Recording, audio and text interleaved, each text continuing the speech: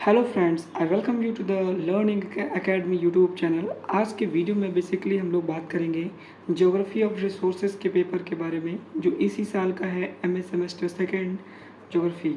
तो चलिए देखते हैं एक एक करके कौन कौन से क्वेश्चंस आए थे प्रीवियस ईयर में।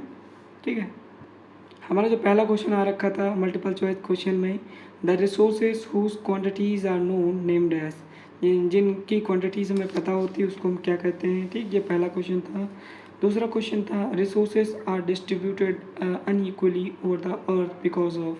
ठीक, जो हमारी रिसोर्सेज हैं अर्थ पे अनइक्वली डिस्ट्रीब्यूटेड हैं, क्यों, इसके बारे में डिस्कस करना था। क्वेश्चन नंबर थर्ड हमारा था which type of forest is most extensively distributed in India. इसमें बेसिकली हमारा ट्रॉपिकल डाई एवरग्रीन फॉरेस्ट का ऑप्शन था। ठीक है, आप अपने हिसाब से टिक कर सकते हैं। फिर हमारा जो क्वेश्चन था Chipko movement originally came from. Chipko movement हमारा कहाँ से आया था, राजस्थान, उत्तराखंड, अरुणाचल प्रदेश या मिजोरम, इसके बारे में डिस्कस करना था। फिर हमारा क्वेश्चन था मल्चिंग हेल्प्स इन। जो मल्चिंग है वो किस में हेल्प करता है, मॉइस्चर कंजर्वेशन में, वीट कंट्रोल या इम्प्रूवमेंट ऑफ सॉइल स्ट्रक्चर या इंक्रीज सॉइल फर्टिलिटी, इसमें से कौन सा ऑप्शन था आपको टिक करना था। फिर हमारा जो क्वेश्चन था what is the largest known reservoir of hydrocarbons on earth. ठीक, उसके बारे में आपको टिक करना था। हिंदी में भी क्वेश्चन दे रखा है, आप हिंदी में भी सेलेक्ट कर सकते हैं। फिर हमारा जो क्वेश्चन था question number 7, who develop the human development index किसने बनाया था, उसके बारे में डिस्कस करना था। फिर हमारा क्वेश्चन नंबर 8 आ जाता है construction cost of this mode of irrigation is zero. इसमें से किसकी जो इरिगेशन कॉस्ट है उसके कंस्ट्रक्शन की कॉस्ट जीरो है, उसके बारे में आपको बताना था। फिर हमारा क्वेश्चन था the oldest known agro forestry system is, जो हमारी सबसे पुरानी ज्ञात कृषि वन की प्रणाली है उसको क्या कहते हैं, उसके बारे में बताना था।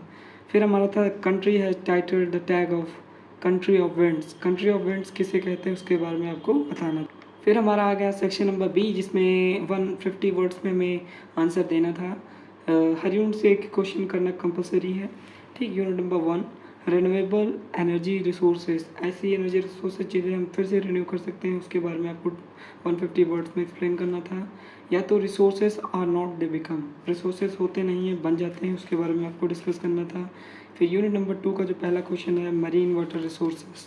ठीक, उसके ऑप्शन में जो हमें क्वेश्चन दे रखा है वो है सॉल्ट, SALT। फिर यूनिट नंबर 3 में हमें लिखना था पॉपुलेशन बूम क्या होता है, उसके ऑप्शन में हमें करना था पॉपुलेशन पिरामिड क्या होता है। ठीक, फिर हमारा यूनिट नंबर 4 आ जाता है, जिसमें हमारा Gomti river revival conservation method जो है, गोमती नदी पुनरुद्धार संरक्षण के उपाय जो हैं उनके बारे में डिस्कस करना था 150 वर्ड्स में।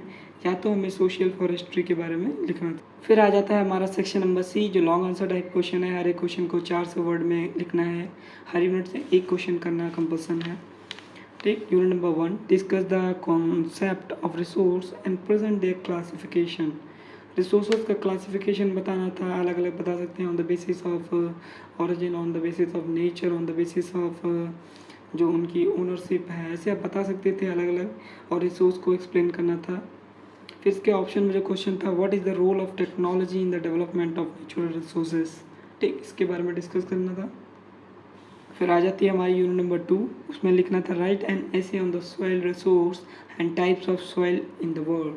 जो टाइप्स ऑफ सॉइल रिसोर्स हैं उसके बारे में डिस्कस करना था, और जो सॉइल इन द वर्ल्ड है उसके बारे में डिस्कस करना था। इसके ऑप्शन में जो मैं क्वेश्चन दे रखा था describe the forest as a resource and explain its types in the world. Forest के बारे में डिस्कस करना था, वर्ल्ड के जो फॉरेस्ट के टाइप्स हैं उसके बारे में डिस्कस करना था।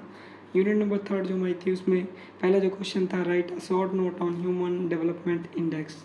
ठीक, फिर हमारा क्वेश्चन था critically examine the role of human resource in the social economic development.